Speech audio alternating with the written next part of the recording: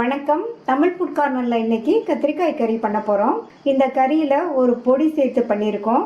ஒரு தடவை இந்த கறி செஞ்சு சாப்பிட்டு பார்த்தீங்கன்னா திரும்ப திரும்ப செய்வீங்க. அந்த அளவுக்கு சுவை ரொம்ப நல்லா இருக்கும்.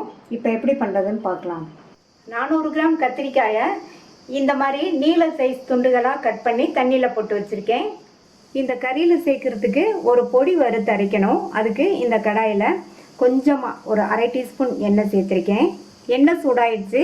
அதில் 1 டேபிள் ஸ்பூன் கடலைப்பருப்பு, 1 டேபிள் ஸ்பூன் கொத்தமல்லி விதை, அடுத்து இது கூட 5 காஞ்ச மிளகாய் சேர்த்துருக்கேன்.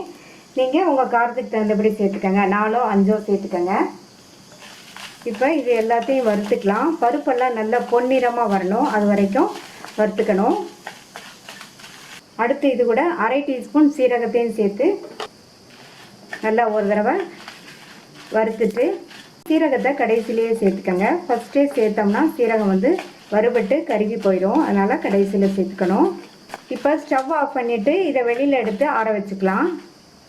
வறுத்ததெல்லாம் ஆறுனதுக்கப்புறமா மிக்ஸி ஜாரில் சேர்த்துருக்கேன். இதை நைஸாக அரைச்சிடாமல் லேஸ் கொரகொரப்பான பவுடராக அரைச்சிக்கணும். இந்த கறிக்கு இந்த மாதிரி லேஸ் கொரகொரப்பான பவுடராக அரைச்சாதான் நல்லாயிருக்கும், அதனால் இந்த மாதிரி அரைச்சிக்கோங்க. இந்த பேனில் 1 டேபிள் ஸ்பூன் எண்ணெய் சேர்த்துருக்கேன். கத்திரிக்காயை நம்ம எண்ணெயிலேயே வதக்க போகிறோம், அதனால் இதுக்கு எண்ணெய் கொஞ்சம் அதிகமாக சேர்த்தா தான் நல்லாயிருக்கும். இப்போ எண்ணெய் சூடாயிடுச்சு. அதில் அரை டீஸ்பூன் கடுகு, 1 டீஸ்பூன் கடலைப்பருப்பு, 1 டீஸ்பூன் உளுந்தம்பருப்பு. இந்த டிஷ்க்கு கடலைப்பருப்பு உளுந்தம்பருப்பெல்லாம் கொஞ்சம் அதிகமாக சேர்த்துட்டோம்னா டேஸ்ட் ரொம்ப நல்லாயிருக்கும். இப்போ கடுகும் பொரிஞ்சிருச்சு, பருப்போட கலரும் மாறி வந்துருச்சு. இப்போ கறிவேப்பிலை சேர்த்துக்கலாம்.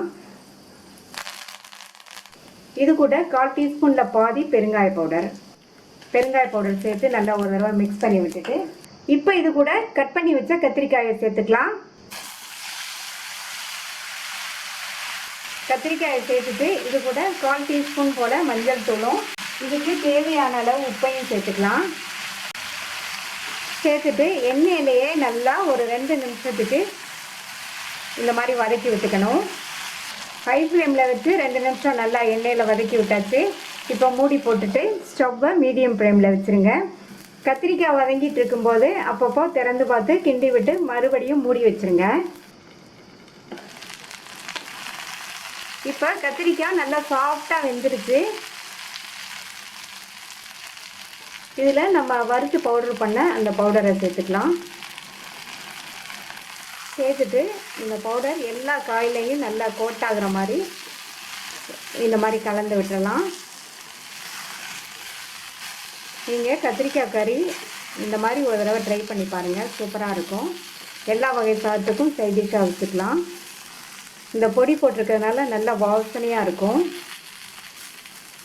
இது அப்படியே 1லேருந்து 2 நிமிஷத்துக்கு இந்த கத்திரிக்காய் பொடியோடு சேர்ந்து இருக்கட்டும். ஸ்டவ்வை சிம்மில் வச்சுருங்க. இந்த பொடியோடு சேர்ந்து கத்திரிக்காய் 1லேருந்து 2 நிமிஷத்துக்கு அப்படியே இருக்கட்டும். இப்போ 2 நிமிஷம் ஆச்சு. இதில் கடைசியாக 2 டேபிள் ஸ்பூன் தேங்காய் துருவல் சேர்க்குறேன். இன்னும் டேஸ்ட் ரொம்ப சூப்பராக இருக்கும். தேங்காய் துருவல் சேர்த்துட்டு நல்லா ஒரு தடவை மிக்ஸ் பண்ணி விட்டுறலாம். இப்போ ஸ்டவ் ஆஃப் பண்ணிடலாம். ரொம்ப சுவையான காரசாரமான கத்திரிக்காய் கறி ரெடி ஆயிடுச்சு. இந்த டேஸ்டான கத்திரிக்காய் கறியை ட்ரை பண்ணி பார்த்துட்டு உங்கள் கமெண்ட்ஸை சொல்லுங்கள். இது வரைக்கும் தமிழ் ஃபுட் கார்னர் சேனலை சப்ஸ்கிரைப் பண்ணாதவங்க சப்ஸ்கிரைப் பண்ணிவிட்டு பக்கத்தில் உள்ள பெல் பட்டனையும் கிளிக் பண்ணிக்கோங்க. தேங்க்யூ.